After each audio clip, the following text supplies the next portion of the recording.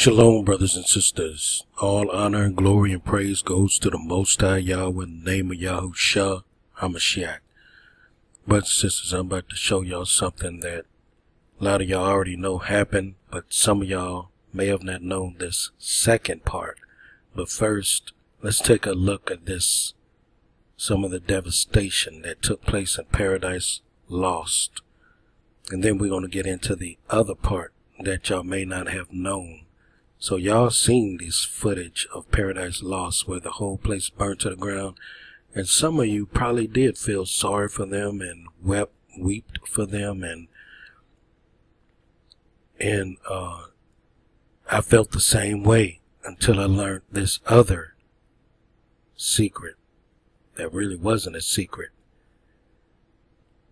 Let's watch a little bit of this.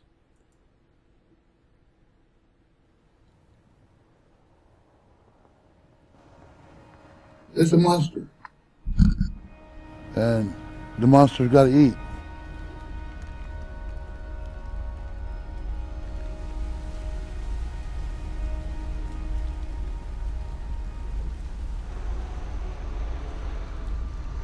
This has been the worst fire season ever recorded in California's history. The whole town's literally burned to the ground.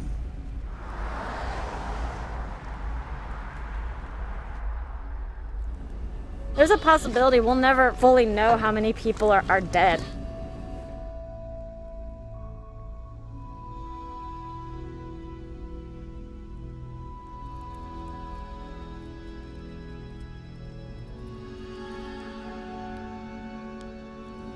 I haven't dreamt since it happened. But when I close my eyes, I see the fire coming up the trees, crowning on the trees, and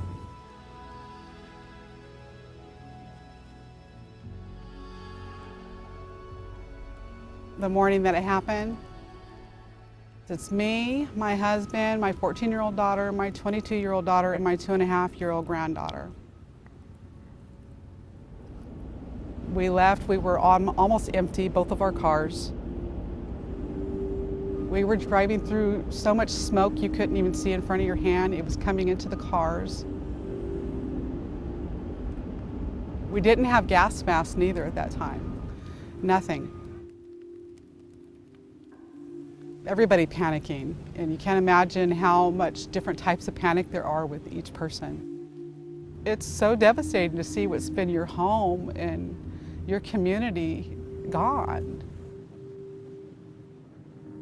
It still feels like we're dreaming, we're all in a daze. We're forgetting like our memories. We're forgetting our good memories from before.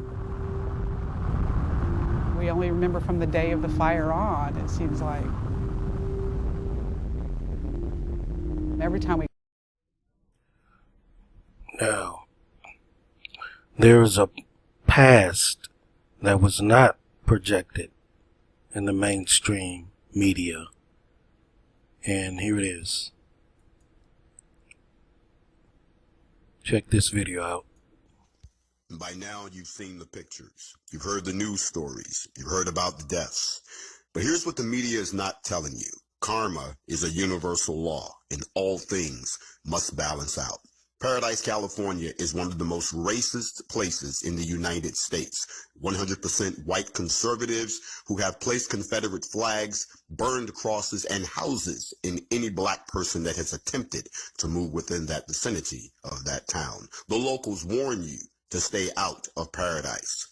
Up until last week, their biggest headline was their city councilman was trying to defend a racist post that he made on Facebook. Well, now today, Paradise no more. Paradise has been burned to the ground by karma. If you don't know your history, then you're doomed to feel sorry for the very folks that think less of you. And this is what's left of them today.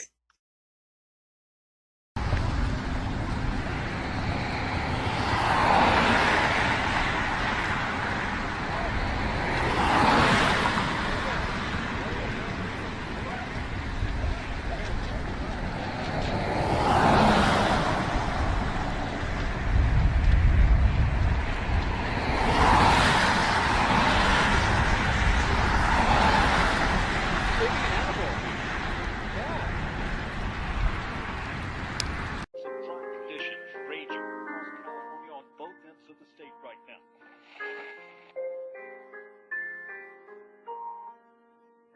I was just coming up the street to see my neighbors, and I didn't realize my house burned.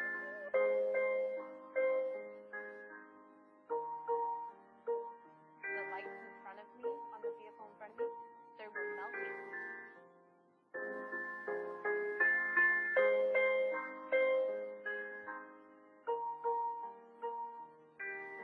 There's no end in sight right now.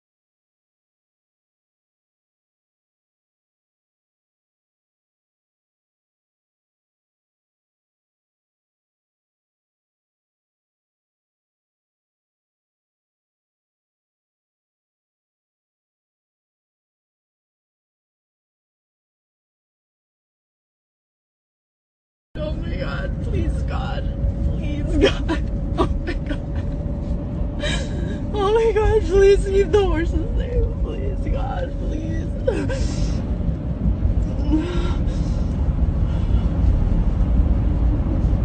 gonna be in this tunnel. Oh my God, oh my God.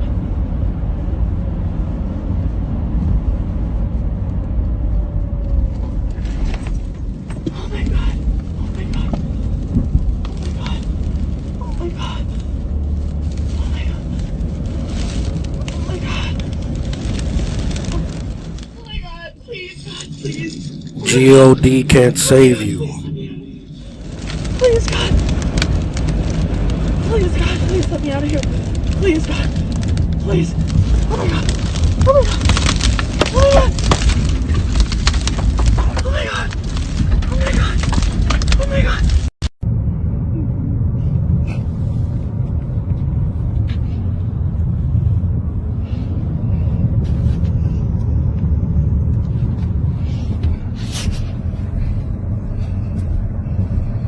Heavenly Father, please help us.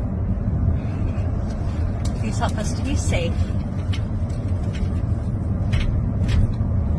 I'm thankful for Jeremy and his willingness to be brave.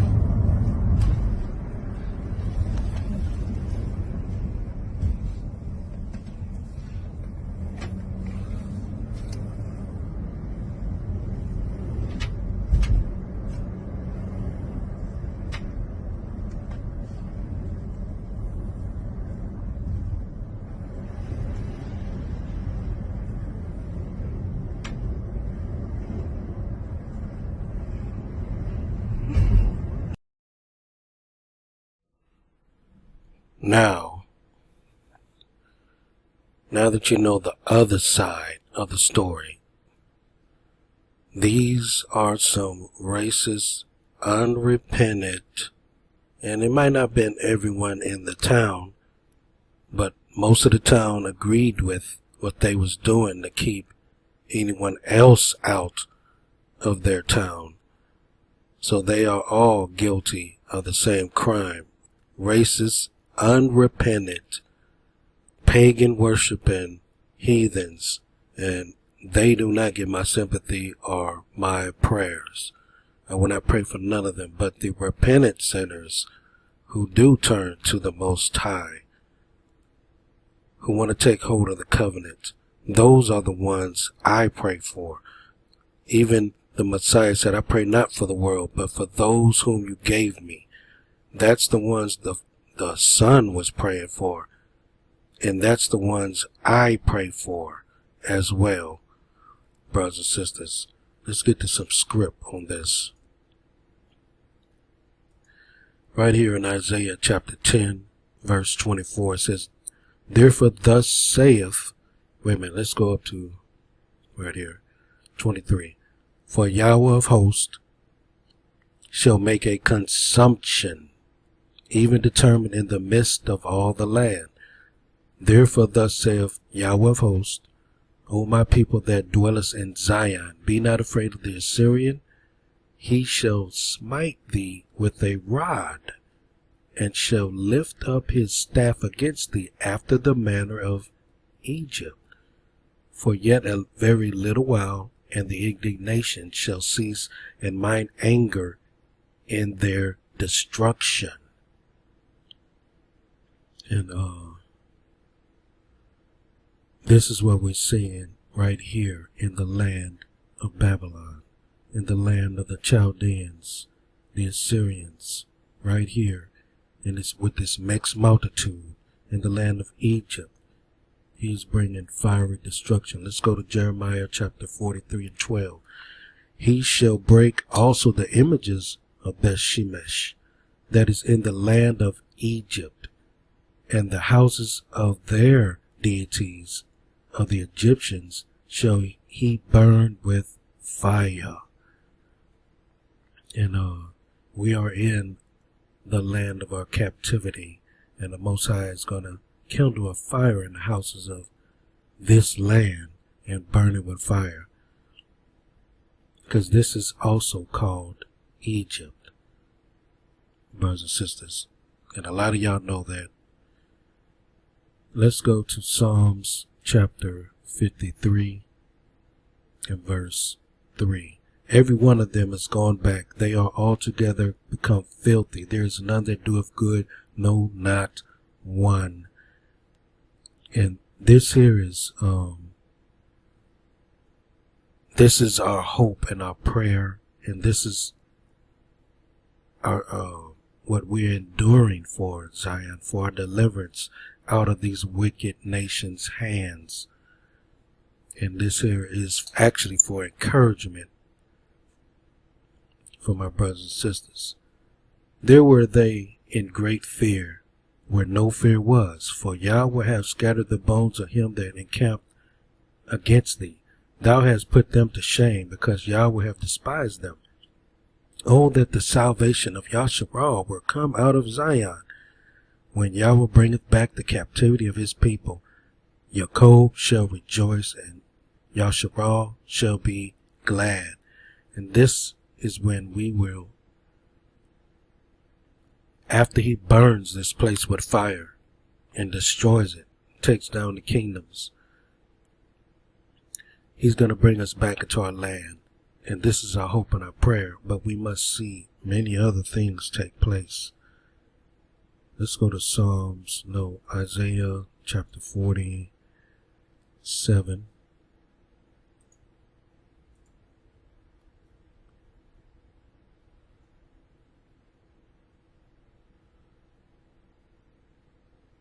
Right here it says, behold, they shall be as stubble. The fire shall burn them. They shall not deliver themselves from the power of the flame. There shall not be a coal to warm it, nor fire to sit before it. So what we're seeing is the beginning of sorrows for them, and with their crimes against not only the 12 tribes of his people, but their crimes against the world, their crimes against the land, the crimes against the animals. And the Most High has a great destruction for them. Thus shall they be unto thee, with whom thou hast labored, talking to us, Zion, whom we have labored for, even thy merchants from thy youth, They shall wander, every one to his quarter. None shall save thee. And so this is coming a time where everyone is going to go back to their original place. You know, after the burning of this place, they're going to go back to their place. And there's a great destruction coming here to America. Y'all need to be prepared to see some horrible things and know that the Most High's will is being done. And let's go get a look at these war scrolls. I want to show y'all that this is the land of the Chaldeans. 1 second. So we need to know and understand when it's talking about the Chaldeans in end time prophecy, it's not actually talking about the Shemites. It's actually talking about the ways of the Chaldeans that this modern day Roman Empire has. And I'm going to show you that in a minute. For the instructor, the rule of the war, the first attack of the sons of light shall be undertaken against the forces of the sons of darkness, the army of Belial, the troops of Edom, Moab, the sons of Ammon, the Amalekites, Philistia, or the Philistines, and the troops of Kittim of Ashur. Supporting them are those who have violated the covenant. And this is very important to understand. And this matches up with Psalms 81, where they have made a confederacy against us, Zion. And these are the same nations. Now the Kittim is the Romans, brothers and sisters. These are the Romans, then the Greeks. And let me go down a little bit further. Okay, these are the sons of darkness, the army of Belial, Edom, Moab, sons of Ammon, sons of the east, Amalekites, Philistines, bands of Kittim, the armies of Kittim, the Romans and the Greeks. Let's go down a little bit further. And here it says, for behold, I rouse the Chaldeans, that bitter and hasty nation. Interpreted, this concerns the Kittim, the Romans and the Greeks, who are quick and valiant in war, causing many to perish. All the world shall fall under the dominion of the Kittim. This is Esau, the Romans. This is the Greeks in these last days right here. And all who's confederate with them. And the wicked shall not believe in the laws of Yahuah. And that's why they created their church in 300 AD, where they did away with the laws of the Most High. Now is this making sense? Now you see why you have to come out of her, come away from the Christian church. It is not the same. They're not worshiping the same deity in that church. It's not the same, brothers and sisters. See what they did? They took our manuscripts, removed the books that they wanted to remove, put together their version of Bible and changed the names up in there. The same thing with the Ishmaelites. They did the same thing.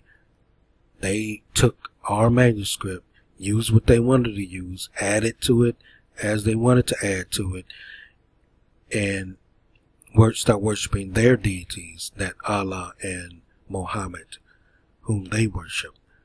And the Kittim worship their God and JC. But let's go take a look at where did their God come from. And this is the book of Enoch, chapter 69 and verse 6. And the third was named God Riel. Now this is talking about the fallen angels who left their estate to dwell on earth and to fornicate with the women. So the third one here they're talking about, and the third one was named God Riel. See, this A is spelled Ah. I mean, it sounds, the sound of this A is Ah. God Riel. And that's why the preachers and the B in the pulpit screaming God and God. It's a short form of God Riel. Like we say Yah, short form for Yahuah. And the enemy of our soul wants to be like him. So he has a short version of his name. And plus, it's a disguise when he put G-O-D, and then they told us that that's just a title name, or, you know, it's just all lies. This whole country is based on lies, and their religion is rooted in wickedness and evil. He it is who showed the children of men all the blows of death. And he led astray Eve. And this is how you know it's the one that led Eve astray in the garden. This is their deity, showing the children of men blows of death, and showed the weapons of death to the sons of men, the shield and the coat of mail and the sword for battle. And y'all know they got all those coats of mail with their patches and their shields and their symbols all on these shields and patches on their arms and armies and stuff like that. Go look that stuff up. And the sword for battle and all the weapons of death to the children of men. And from his hand they have proceeded against those who dwell on the earth from that day and forevermore. And so the sons of destruction, the sons of darkness, have to go out there and kill, steal, and destroy. They will not stop, Zion. This is the reason why the Most High has to send them. They will destroy the whole earth because they can't stop destroying everything. It's in their DNA. It's in their nature. The sons of destruction. That's why the righteous has to be brought back to rule this world. So now you see why I don't say G-O-D no more or J-C, because J-C is connected to this G-O-D. It's their deity. And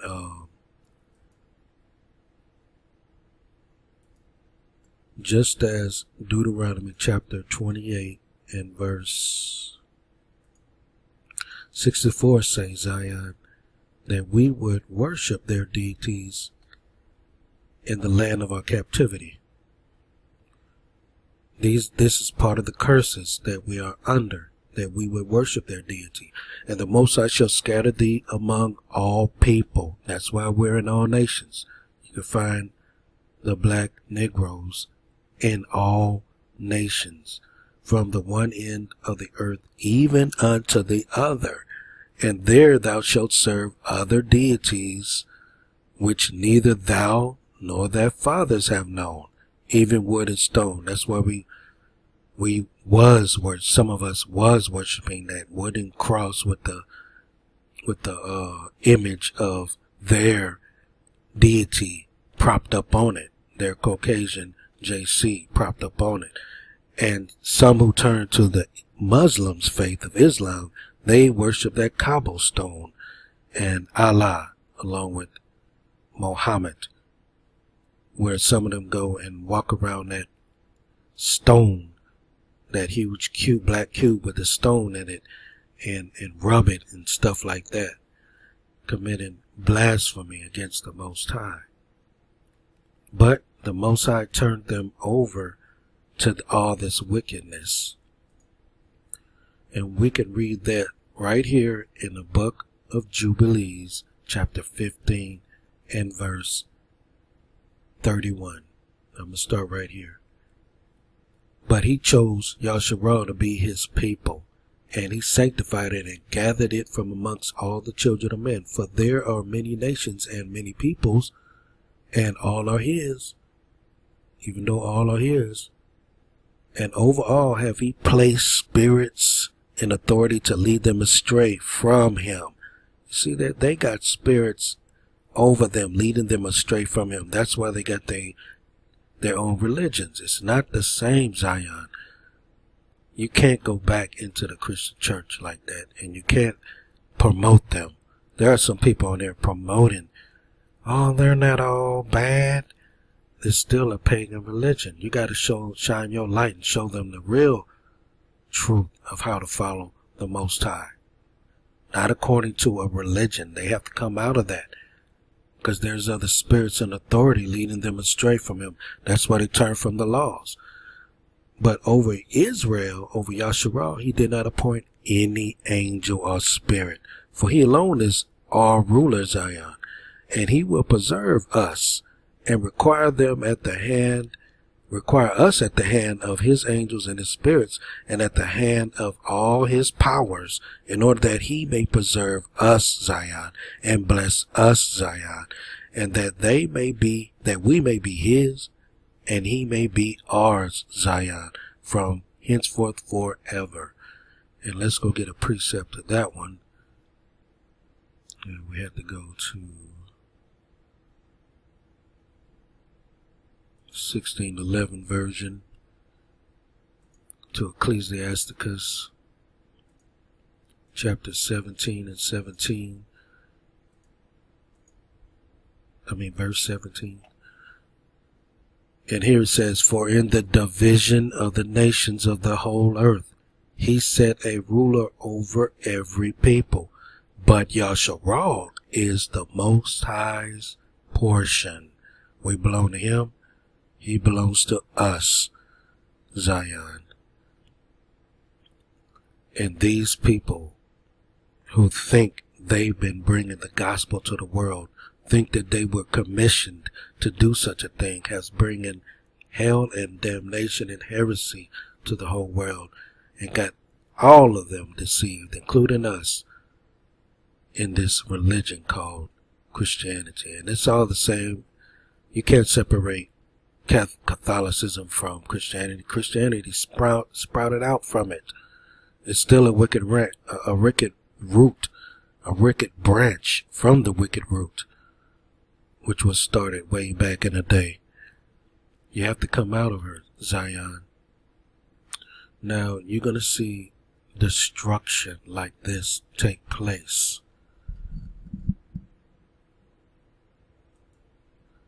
You're going to see it, Zion. And you got to know that.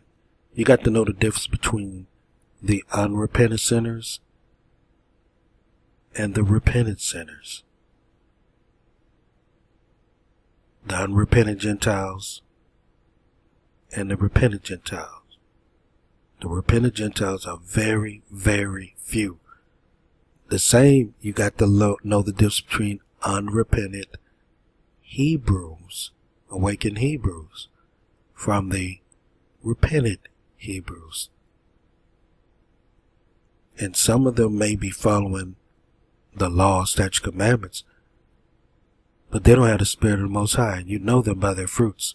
That's how you're going to know whether they have the Spirit of the Most High, and whether they are unrepentant sinners still, even though they reading the book. Many people got the book. Many people around the world is doing some good with the book, but it doesn't mean they're saved just because they're a Christian, just because they're doing some of the things in the book. No, you got to have the Spirit of the Most High upon you, and your fruits have to bear witness that you have the Spirit of the Most High. And these heathens, most of the heathens here in this great Babylon, mystery Babylon, which is going to be burnt with fire, they don't have the Spirit. They may have a foreshadow of it, and they may be even do some good works, but good works can't save you. It's only the free gift from the Most High, from the sacrifice of His Son, that He dishes out to you. It's Him who looks in your heart and decide whether you get grace or not. It's not a man. It's not your choice, your decision. It's His. And He gonna save whom He gonna save, Zion, whether you like it or not.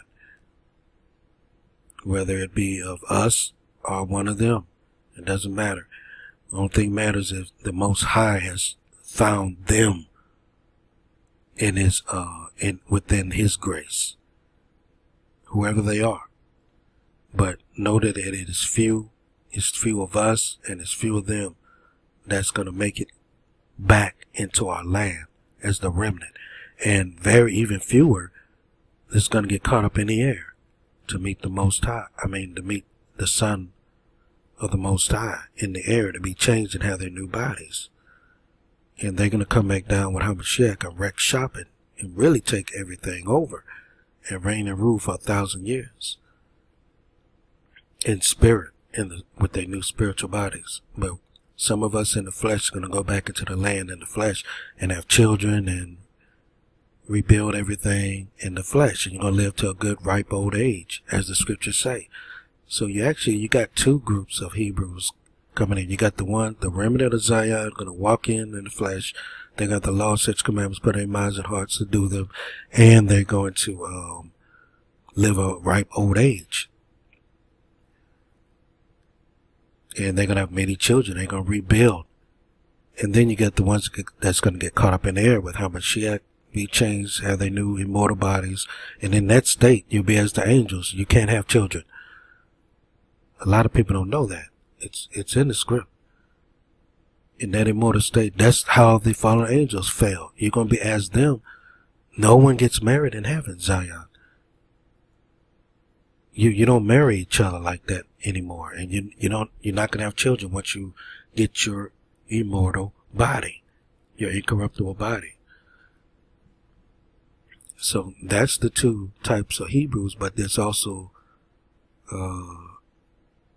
that's the two types of Hebrews that's going to be saved, but there's also the two types of Gentiles that's going to be saved. The ones that have faith, that's going to come up with us, back with us in our land. They're going to grab a hold of the skirt of him who is a Jew or Yahusha, and they're going to come back in the land with us and serve us as handmaids and servants. But they're going to come in by faith. They're coming in a different way than the other ones that's going to be in chains on the outside of our land, the unrepentant sinners that refused to return, but they was the remnant of the Gentiles. So you got that group right there. But you got the Gentiles that's going to die in faith, that done died in the past in faith, and they're going to get their new immortal bodies when Hamashiach return and call them up. See? So there's actually three types of different Gentiles, and there's three different types of Hebrews. You got the unrepentant Hebrew. You got the repentant Hebrew that is going to come back in our land in the flesh and have children and live to a ripe old age, rebuild Zion. Then you got the one that's going to be caught up in the air, the Hebrew that's going to be caught up in the air, the repentant Hebrew that's going to get caught up in the air, either because they died or they was alive, remained, was found to be worthy to be called up and changed and come back and wreck shop with Hamashiach. That's the three different types of Hebrews in these last days. And then you got the unrepentant Gentile that's going to be on the outside of the land. They're not going to come in the land with us. They're going to be on the outside. Unrepentant sinners. And they're going to have the curses on them. They going into serious captivity. They're going to be underneath our hands. Then you got the repentant Gentile that's coming in with us in the flesh. And they're going to be in our houses, and working our fields and stuff like that. And inside of our land. They have a different duty. They coming in by faith, though. The Most High is not going to bring any unrepentant heathen KKK member into his land to come and serve us. No, he has a faithful Hebrew coming in. A faithful Gentile coming in the flesh. And then you got the Gentiles that died in the faith, that's gonna get their new bodies as promised, because they died in Hamashiach. Everyone that dies in him gets the promises. And some of y'all need to come to terms and grips with that. So I wanted to explain it so y'all can understand why I don't feel sorry for them like this. I don't. Not the unrepentant sinners. And I'm going to play a little bit of this, and I'm going to end it. And with that, I'm going to say shalom. Tell me what you think, Zion.